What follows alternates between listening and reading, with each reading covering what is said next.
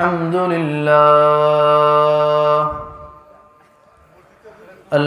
لله نحمده ونستعينه ونستغفره ونعوذ بالله من شرور أنفسنا ومن سيئات أعمالنا ونشهد أن لا إله إلا الله وحده لا شريك له لا مثل له ولا مماثل له ولا أول له ولا آخر له ونشهد أن سيدنا وسندنا وحبيبنا وحبيب ربنا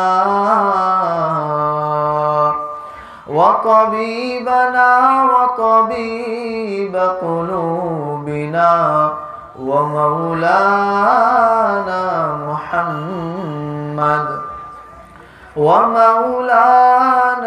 محمدا عبده ورسوله أرسله بالحق بشيرا ونذيرا وداعيا إلى الله بإذنه سراجا وقمرا منيرا أما بعد فقد قال الله تبارك وتعالى في كلامه المجيد والفرقان الحميد يا أيها الإنسان ما غرك بربك الكريم الذي خلقك فسواك فعدلك في أي صورة ما شاء ركبك وقال رسول الله صلى الله عليه وسلم أكثروا ذكر هادم اللذات الموت أو كما قال عليه الصلاة والسلام شكرا একবার দরুদ ইব্রাহিম করি اللهم صل على محمد وعلى آل محمد كما صليت على إبراهيم وعلى آل إبراهيم إنك حميد مجيد اللهم بارك على محمد وعلى آل محمد كما باركت على إبراهيم وعلى آل إبراهيم إنك حميد مجيد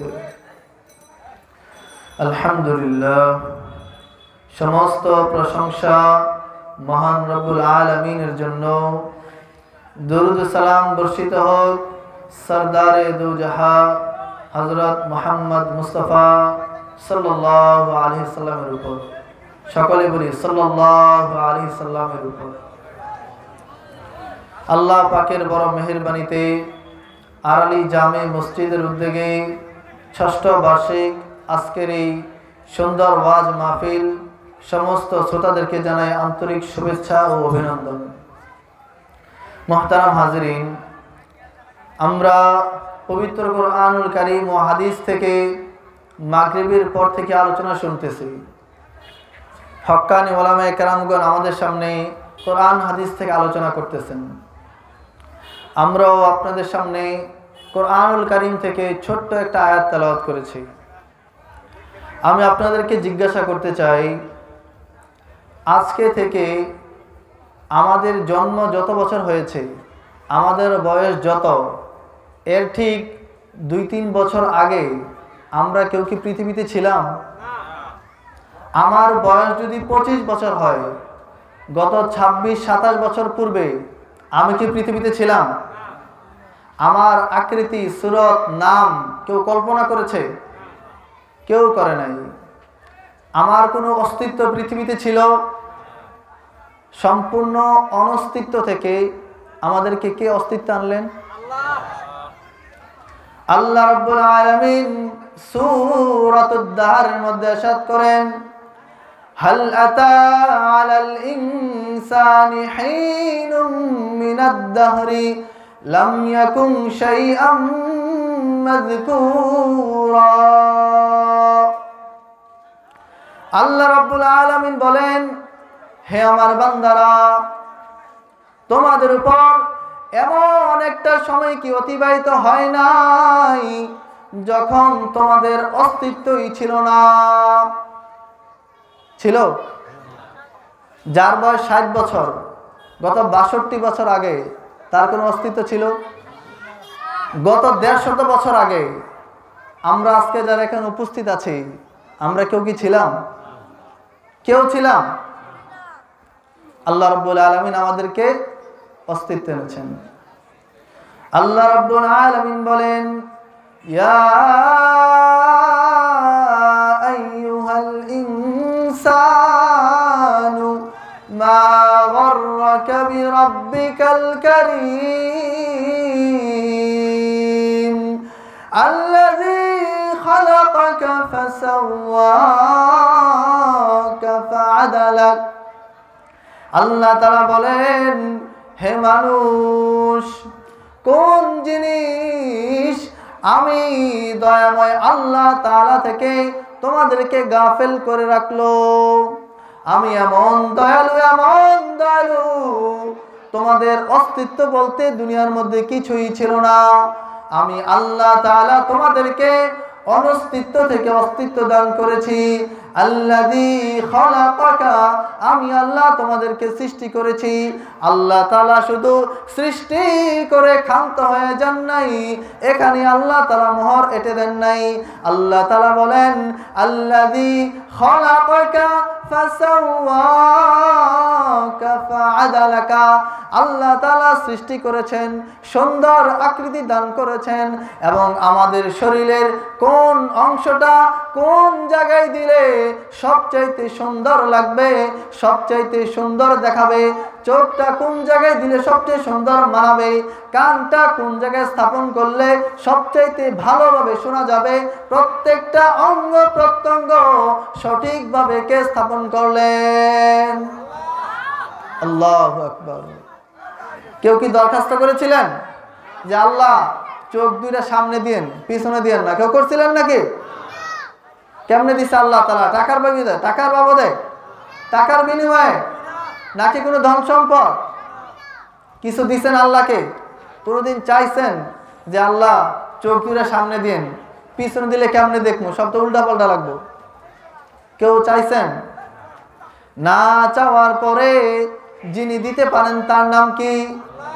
আল্লাহ। আচ্ছা, আল্লাহ তাআলা তো আমাদেরকে সৃষ্টি করলেন, দুনিয়াতে পাঠাইছেন, এখন দুনিয়াতে আসছে, আর তো যাওয়া লাগবে না, কি বলেন? লাগবে, কি বলেন? আসলেও নাকি? শিরক? আল্লাহু আকবার। আল্লাহ রাব্বুল আলামিন বলেন, কুল্লু নাফসিন যায়িকাতুল মাউত। প্রত্যেকটা প্রাণীকে অবশ্যই মৃত্যুর স্বাদ গ্রহণ করতে হবে।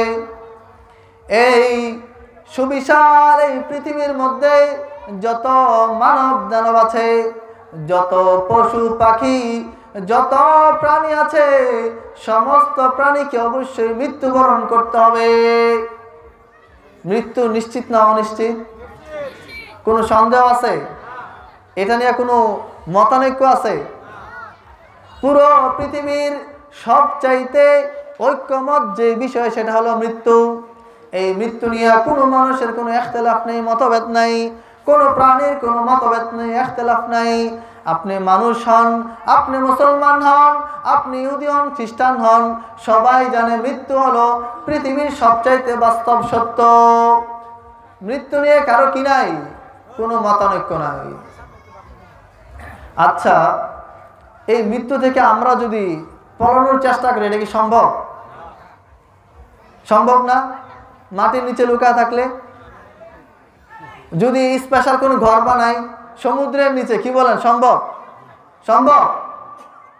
আচ্ছা, দেখি কোরআন কি বলে।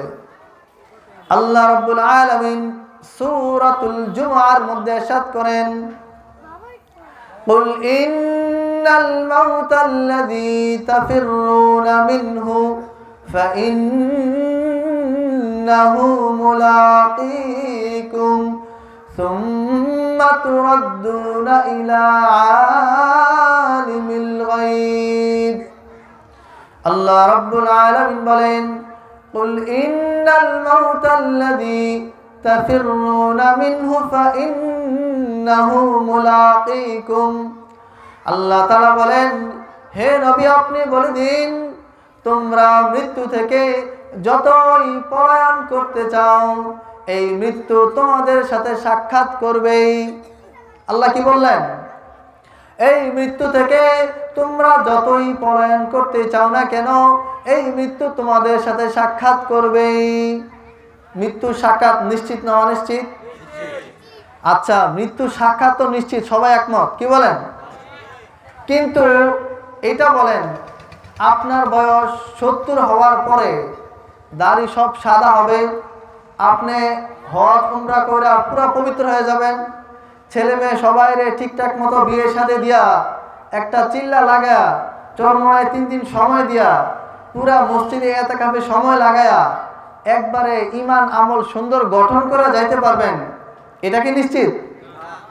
মৃত্যু নিশ্চিত, কিন্তু মৃত্যু কখন হবে এটাও তো নিশ্চিত নাকি? মৃত্যুর সময় তো নিশ্চিত নাকি? এইটা তো গ্যারান্টি আছে আমাদের, কি বলেন? আচ্ছা, গ্যারান্টি যেহেতু নাই, তাহলে আমরা যে শুধু অপেক্ষা করতেছি, নামাজ তো কয়েকদিন পরে শুরু করি, এখন দাড়ি রাখলে কেমন দেখা যায়? ছেলে মেয়ে বিয়ে শাদী দিলাম না, দাদা হইলাম না, নানা হইলাম না, এত আগেই দাড়ি, খোসা খোসা দাড়ি দেখতে সাদা দেখা যায়, বুড়া বুড়া লাগে। এই যেহেতু ওজোর আমাদের আছে না? আচ্ছা, যারা এই তো ওজোর দেন, তারা তো মনে হয় একবারে পুরা কনফার্ম আল্লাহ থেকে সময় নিয়ে আসছেন যে দাদা হওয়ার পরে, নানা হওয়ার পরে হজ করে আসবো ইনশাআল্লাহ, 40 দিন একটা চিল্লা দিব, টঙ্গী রাস্তামা থেকে পবিত্র হব, চরমনে থেকে পবিত্র হইয়া তারপরে একবারে সুন্দর কইরা মসজিদে সেজদার হালতে মারা যাইব, কি বলেন? আল্লাহর থেকে কোনো চুক্তি করে আনছেন নাকি? যারা নামাজ পড়ে না তারা তো চুক্তি করছে, কি বলেন? যারা দাড়ি রাখে না তারা, যারা যাকাত দেয় না, যারা জিনা করে, যারা সুদ খায়, যারা ঘুষ খায়, কি বলেন? আল্লাহু আকবার। মৃত্যুর কোনো সময় আছে? মৃত্যুর কোন সময় আসবে? বাবার আগে আসবে না সন্তানের আগে আসবে? শিওর আপনারা কেউ বলতে পারবেন? এমন ঘটনা কি ঘটে নাই যে দাদার আগে, দাদার পরে বাবা, তারপর নাতি, নাতি চলে গেছে, বাপ দাদা দুইজনে আছে? এমন দৃষ্টান্ত কি কম আছে আমাদের? একবারে আপনার সামনে গুরুত্বপূর্ণ কাজ, এমন সময় মারা যেতে পারেন না? আল্লাহু আকবার। আজকে মঙ্গলবার, গত মঙ্গলবারে ফজরের পর আমার কাছে টেলিফোন আসছে। গত বছর আমরা একসাথে পড়াশোনা করছি, আমার ক্লাসমেট, বাড়ি আপনাদের পাশের জেলা, আমাদের পাশের জেলা ব্রাহ্মণবাড়িয়া। গত সোমবারে উনার ছিল অলিমার অনুষ্ঠান। অলিমা বুঝেন তো? বিয়ের পরের দিন ছেলের বাড়িতে যে অনুষ্ঠান হয়, আমরা সহজ ভাষায় বৌভাত বলা যায় আর কি। তো উনার বৌভাত কি বারে? সোমবারে। তো উনার শনিবার বিকাল থেকেই ডেঙ্গু জ্বরে আক্রান্ত, হসপিটালে ভর্তি। তো অলিমার অনুষ্ঠান তো বহুদিন আগে থেকে সিদ্ধান্ত হয়ে গেছে, তো সোমবারে উনি হসপিটাল থেকে আসতে পারেন নাই। তো উনার পিতামাতা গিয়া উনার আলিয়াকে, উনার বধূকে বাপের বাড়ি থেকে স্বামীর বাড়িতে নিয়ে আসছে। স্বামীর সাথে স্ত্রী এখনো কোনো সাক্ষাৎ হয় নাই, সোমবারে সারাদিন অলিমার দিন সাক্ষাৎ হয় নাই, স্বামী হসপিটালের মধ্যে ভর্তি। আর মঙ্গলবারে একবারে ভোর 3টার সময় খবর আসলো, আমার সাথী ভাই ক্লাসমেট, বয়স মাত্র 25 কিংবা 26, জামিয়াতুল ওস্তাদের শিক্ষক, ঢাকা বিরাট বড় এক মাদ্রাসার শিক্ষক, হঠাৎ করে ভোর 3টা বাজে দুনিয়া থেকে চলে গেলেন। এমন ঘটনা দুনিয়াতে একটাই ঘটছে নাকি? কি বলেন? সামনে বিয়ে, স্ত্রীর সাথে সাক্ষাৎ হয় নাই, আল্লাহ তাআলা ডাক দিয়েছেন, থাকতে পারে নাই। গ্যারান্টি আছে কোনো থাকার? আল্লাহু আকবার। একটা হাদিস শোনাই। আল্লাহর হাবিব সাল্লাল্লাহু আলাইহি ওয়াসাল্লাম একবার নামাজ পড়ার জন্য যাচ্ছেন, তো দেখতে পেলেন কয়েকজন সাহাবী মসজিদের পাশে বসে হাসাহাসি করতেছে। আল্লাহর হাবিব সাল্লাল্লাহু আলাইহি ওয়াসাল্লাম তাদেরকে ডাক দিয়ে বলেন, হে আমার সাহাবী, তোমরা যদি মৃত্যুর কথা বেশি বেশি স্মরণ করতে, তাহলে এই অবস্থায় আমি তোমাদেরকে দেখতাম না। মৃত্যুর কথা বেশি বেশি স্মরণ করলে অতীত নিয়ে আর কেউ পেরেশান হয় না, ভবিষ্যৎ নিয়ে আর কেউ দুশ্চিন্তা করে না। মৃত্যুর কথা চিন্তা করলে কেউ নামাজ না পড়ে থাকতে পারবে না। মৃত্যুর কথা যদি বারবার চিন্তা করা যায়, তাহলে কোনো পুরুষ নারীর দিকে, বেগানা নারীর দিকে চোখ তুলে তাকাতে পারবে না। তার মাথার ভিতরে যদি থাকে, আমি যখন একটা গুনাহ করছি, এই হালতে যদি আমার মৃত্যু এসে যায়, তখন মানুষ আমাকে কি বলবে? মৃত্যুর কথা যদি কারো স্মরণে থাকে, তাহলে তার মোবাইলে নাটক সিনেমা দেখার পূর্বে এটা মনে হবে, মৃত্যু যদি এখন এসে যায় আর মানুষ এসে দেখবে আমি আমার মোবাইলে খারাপ ভিডিও দেখতেছি, নাটক দেখতেছি, সিনেমা দেখতেছি, এই হালতে যদি মৃত্যু এসে যায়, তাহলে আমার কি অবস্থা হবে? এই জন্য আল্লাহর হাবিব সাল্লাল্লাহু আলাইহি সাল্লাম বলেন, আকসিরু যিকরা হাযিমিল লাযযাতিল মাউত, সমস্ত কিছুর স্বাদ বিনষ্টকারী মৃত্যুর কথা তোমরা বেশি থেকে বেশি স্মরণ করো। মৃত্যুর কথা বেশি বেশি স্মরণ করলে গুনাহ থেকে হেফাজত থাকা যায়। মৃত্যুর কথা বেশি বেশি স্মরণ করলে অন্তরের রোগ দূর হয়ে যায়। মৃত্যুর কথা বেশি বেশি স্মরণ করলে পিতামাতার খেদমতের প্রতি মনোযোগী হওয়া যায়, আল্লাহ তাআলার ইবাদতের প্রতি মনোযোগী হওয়া যায়। এই জন্য মৃত্যুর কথা বেশি বেশি স্মরণ করবেন। তো মৃত্যুর কথা স্মরণ করলে আপনি হাজারো গুনাহ থেকে বেঁচে থাকতে পারবেন। এরপরে আল্লাহর হাবিব সাল্লাল্লাহু আলাইহি ওয়াসাল্লাম বলেন, ইয়া আমার সাহাবীরা, তোমরা যে মৃত্যুর কথা স্মরণ করছো না, মৃত্যুর পরে তোমাদেরকে কবরের মধ্যে রাখা হবে, এটা তো সত্য, সবাই জানেন। আল্লাহর হাবিব বলেন, প্রতিদিন এমন কোনো দিন অতিবাহিত হয় না যেদিন কবর এই কথা বলে না, আনা বাইতুল গুরবা, এই দুনিয়ার বুকে প্রত্যেকটা কবর প্রতিদিন এই কথা বলে, আনা বাইতুল গুরবা, হে দুনিয়ার মানুষ, এখন তোমরা জমিনের উপরে আছো, মৃত্যুর পর তোমরা আমি কবরের ভিতরে আসবা। আমি কবরে আসার পূর্বে এই কথা ভালোভাবে স্মরণ রেখো, আমি হচ্ছি অপরিচিতর ঘর। কিসের ঘর? কবর। আমি কাউকে চিনি না, আপনি কোন নেতা, আপনি কোন খেতা, আপনি কার দালাল, আপনি কত টাকার মালিক, কবর কিচ্ছু চিনে না। এই জন্য কবর বলে, আনা বাইতুল গুরবা, আমি হচ্ছি অপরিচিতর ঘর।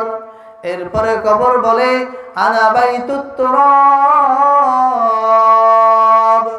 আমি হলাম মাটির ঘর।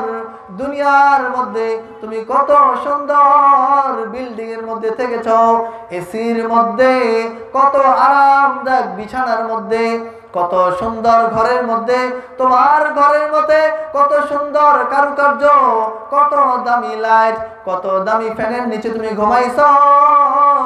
কিন্তু আমার এই কবরে প্রবেশ করার পূর্বে এই কথা তুমি স্মরণ রাখিও, আমি হচ্ছি মাটির ঘর।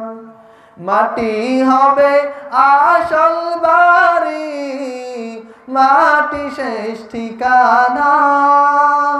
শেষ নিদানে মাটি যে তোর হবে রে ঠিকানা।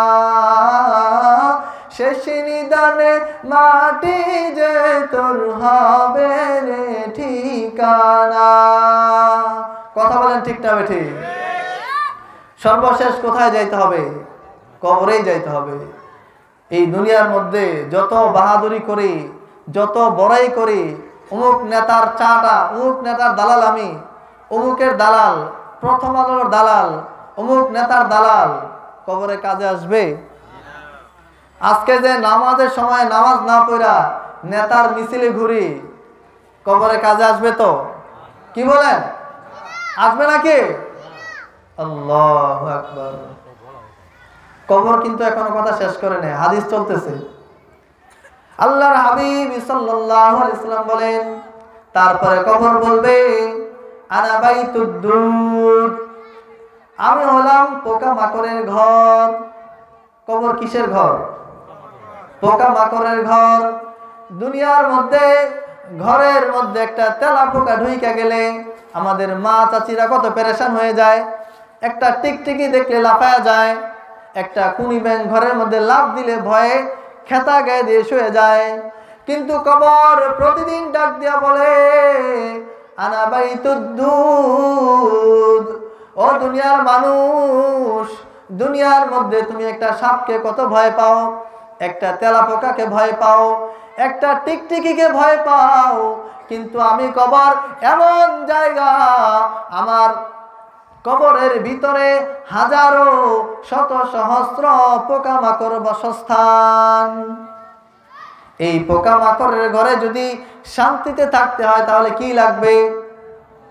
আল্লাহ তাআলার সন্তুষ্টি লাগবে, রাসূলের সুন্নাহ লাগবে। কথা কোন ঠিক না ঠিক? আল্লাহ তাআলার হুকুম না মেনে, রাসূলের সুন্নত তরিকা না মেনে, নামাজ না পড়ে, যাকাত না দিয়ে যদি কবরে যাই, এই কবরের পোকামাকড় শুধু আদর করবে নাকি নাকি কামড়ও দিবে? আল্লাহু আকবার। এই পোকামাকড়ের ঘর কবরে যাওয়ার জন্য রাজি আছেন তো? শোনেন, সুখবর আছে, সমস্যা নেই। আল্লাহর হাবিব বলেন, হাদিস এখনো শেষ নাই, আল্লাহর হাবিব সাল্লাল্লাহু আলাইহি ওয়াসাল্লাম বলেন, কবর প্রতিদিন এই কথা তো বলে, পাশাপাশি যে সমস্ত বান্দা দুনিয়ার মধ্যে থেকে, দুনিয়ার এই কষ্ট ক্লেশের মধ্যে থেকে, দুনিয়ার কষ্ট ক্লেশ বেশি কেন? কারণ আল্লাহ তাআলা ফেরেশতাদেরকে বানাইছে নূর দিয়া, কি দিয়া? আর মানুষ বানাইছে মাটি দিয়া। আর আল্লাহ তাআলা ফেরেশতাদেরকে গুনাহ করার মতো কোনো ক্ষমতাই দেয় নাই। ক্ষমতা দিছে? আল্লাহ তাআলা যেই ফেরেশতারে কইছে তুমি সারাদিন সেজদা দিবা, ওই ফেরেশতা ওই যে যেদিন থেকে বানাইছে কিয়ামত পর্যন্ত এই ব্যক্তি আর সেজদা থেকে উঠতে পারবে না। কারণ আল্লাহর কথা না মানা, যে কেমনে না মানে এটা সে বুঝেই না। কিন্তু মানুষ, আল্লাহ তাআলা মানুষকে দুইটা ক্ষমতাই দিছে। সে চাইলে ভালো কাজও করতে পারে, সে চাইলে খারাপ কাজও করতে পারে। আজান দিছে মসজিদে, সে যদি চায় এখন মসজিদে ঢুকবে, এটাও সে পারবে। আবার সে যদি কয় না, আজকে তো হিক্কার ওইখানে গান হবে, কি জানি আছে কোন মাজার টাজার, ওইখানে গান হবে, ওইখানেও যেতে পারবে। তার কেউ বাধা দিব? বাধা দিয়ে রাখতে পারবো? এই জন্য কেউ যদি মাজারের গানে না যাইয়া আল্লাহ তাআলার ডাকে নামাজে আসে, আল্লাহ তাআলা তাদেরকে পুরস্কার দিবে না? এই জন্য দেখেন, পুরস্কার কবর থেকে শুরু, মায়েরও কবর থেকে শুরু, পুরস্কারও কবর থেকে শুরু। হাদিস, এক হাদিসে লম্বা হাদিস, সুনানে তিরমিজির হাদিস। আল্লাহর হাবিব সাল্লাল্লাহু আলাইহি ওয়াসাল্লাম বলেন, যখন কোনো নেককার বান্দা, যখন আল্লাহ তাআলার শুকরগুজার বান্দা এই কবরের মধ্যে চলে যাবে, তখন কবর বলবে, মারহাবান আহলান সাহলান, সুস্বাগতম, আপনার আগমন শুভ হোক। কবর কি বলবে? স্বাগতম জানাইবে আমাদেরকে। যারা দুনিয়ার মধ্যে এত গুনাহের আসবাব সামনে ছিল, এত কিছু থাকার পরও যারা নিজের নফসকে কন্ট্রোল করতে পেরেছে, কবর তাদেরকে বলবে আহলান সাহলান মারহাবান, স্বাগতম সুস্বাগতম, আপনার আগমন শুভ হোক।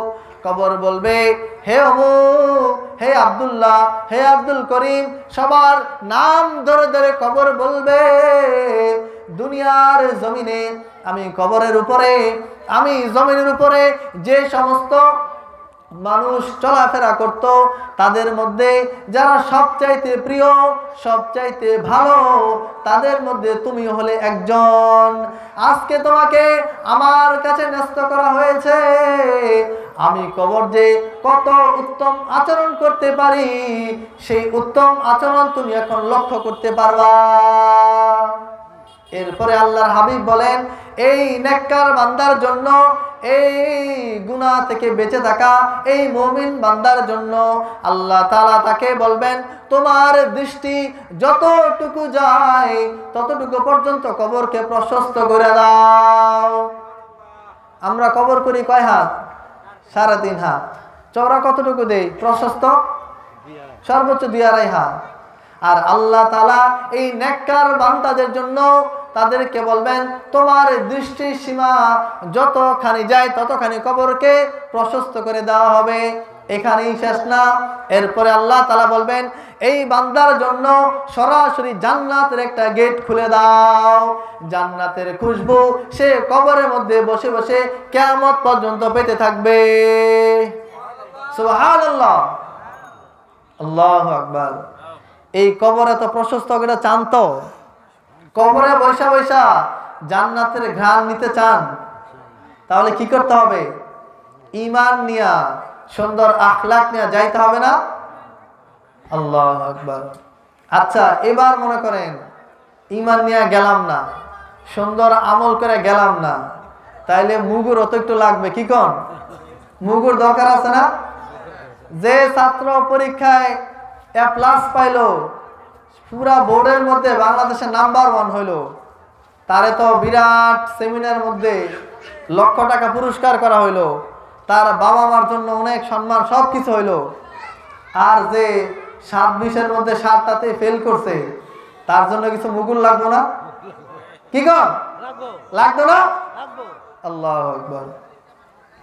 আল্লাহর হাবিব বলেন আর যে সমস্ত বান্দারা দুনিয়ার মধ্যে থেকে আল্লাহ তাআলার হুকুম মানে নাই, নামাজ ঠিকমতো পড়ে নাই, ফরজ পর্দা করে নাই, স্বামীর হুকুম মানে নাই, বড়দের সম্মান করে নাই, ছোটদেরকে স্নেহ করে নাই, রাসূলের সুন্নতের ধার ধারে নাই, যারা প্রকৃত ঈমান নিয়া দুনিয়া থেকে যাইতে পারে নাই, আল্লাহর হাবিব বলেন এই ব্যক্তি যখন কবরের মধ্যে প্রবেশ করবে, কবর আগে থেকে রাগে পুরো ফায়ার। কবর বলবে লা মারহাবান লা আহলান, তোর আগমন একটু মোবারক না, তুই না আসলে অনেক ভালো হতো, তোর আগমন একবারই খারাপ একটা আলামত।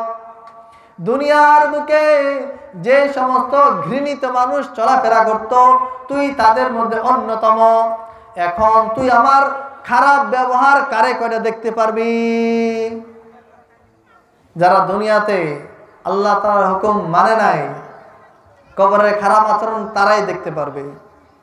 তারপরে আল্লাহর হাবিব বলেন আল্লাহ তাআলা কবরকে আদেশ করবেন, কবর তাকে 2 পাশ থেকে এমন জোরে চাপ দিবে তার এক পাজরের হাড়গুলা অপর পাজরের ভিতরে ঢুকে যাবে। আল্লাহর হাবিব হাতটাকে এভাবে ইঙ্গিত দেয়া দেখাইলেন, এক হাতের আঙ্গুল অপর হাতের ভিতরে যেমন ভাবে ঢুকে যায়, এই নাফরমান বান্দা, এই বেঈমান বান্দা, এই গুনাহগার বান্দা যখন কবরের মধ্যে ঢুকে যাবে তখন কবর তাকে এমন জোরে চাপ দিবে তার এক পাজরের হাড় অপর পাজরের হাড়ের ভিতরে এমন ভাবে ঢুকে যাবে। নাউযুবিল্লাহ বলে নাকি? আল্লাহু আকবার। এখানেই শেষ হয় নাই।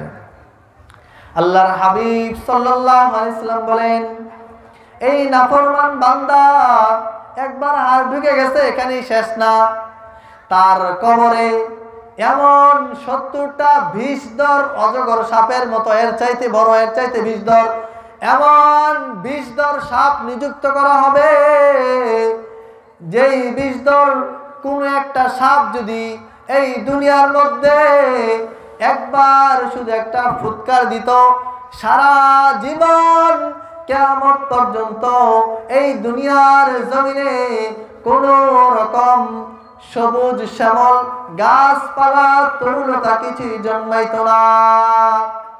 এমন বিষধর একটা না, দুইটা না, 70টা সাপ একদিনের জন্য না, কিয়ামত পর্যন্ত তার জন্য নিযুক্ত করা হবে। এই বিষধর সাপ এই নাফরমান বান্দাকে সুন্দর করে ধরে ঘুমায় থাকবে, কি বলেন? একবারে পাঞ্জাতে ধরে ঘুমায় থাকবে নাকি? কি বলেন? নাকি প্রতিদিন প্রতি ক্ষণে ক্ষণে তাকে ছবল দিতে দিতে তার জানকে ক্ষত বিক্ষত করবে? আল্লাহু আকবার। এইজন্য মুহতারাম হাজিরিন, কবর আমাদের একেবারে সন্নিকটে, কবরে যাইতে হবে। সবাই কিন্তু একমত হয়েছেন আগে, এবং এটাও সবাই মানছেন যে কবরে যাওয়ার নির্দিষ্ট সময় কবে, এটা আল্লাহ ছাড়া কেউ জানে না। সবাই এটা মানছেন তো? এখন এটা আজকে ওয়াদা করে যাইতে হবে, যেহেতু কবরে যাওয়ার নির্দিষ্ট সময় কেউ জানি না, আজকে রাইতেও চলে যেতে পারি। এখন যদি নিজের মনেরে আমরা আত্মপ্রবোধ দেই যে আর কয়দিন পরে বিয়া শাদী করি, দাদা হই, নানা হই, পরে দাড়িটা রাখবো, পরে একবারে একটা হজ কইরা 40 দিন একটা চিল্লা দিয়া পরে আল্লাহর ওলি হয়ে দুনিয়া থেকে যাইব, এই ধোঁকা শয়তান আমাদের যাদেরকে দিছে, আজকে থেকে শয়তানকে ঝেড়ে ফেলে দেন, এখন ফেলে দেন, এবং সুন্দরভাবে পাকাপোক্তা নিয়ত করেন যে আজকের এই ওয়াজ মাহফিল থেকে, এখন থেকে আর কোনোদিন নামাজ কাজা করব না। হাত তুলে বলেন ইনশাআল্লাহ। আর কোনোদিন, আমার সাথে সাথে বলেন, আর কোনোদিন কোনো নামাজ কাজা করব না। 5 ওয়াক্ত নামাজ জামাতের সাথে আদায় করবই করব ইনশাআল্লাহ। ফরজ যাকাত ঠিক মতো আদায় করব। যাদের উপর হজ ফরজ আমরা হজ করব। আমাদের যাদের ঘরে স্ত্রী আছে, মেয়ে আছে, তাদেরকে পর্দার মধ্যে রাখবো। যুব সমাজ যারা আছেন, আমাদের চক্ষুকে হেফাজত করবো তো ইনশাআল্লাহ। সমস্ত গুনাহ থেকে বেঁচে থেকে এই কবরের ভয়াবহতা জেনে আমরা সবাই এই দুনিয়া থেকেই মৃত্যুর প্রস্তুতি নিয়ে তারপরে কবরে যাবো তো ইনশাআল্লাহ। আল্লাহ তাআলা আমাদের সকলকে যে কথাগুলো বলা হলো, এই সমস্ত ভালো দিকগুলোর উপর, ভালো কথাগুলোর উপর আমাদেরকে আমল করার তৌফিক দান করুন। সকলে বলে আমিন।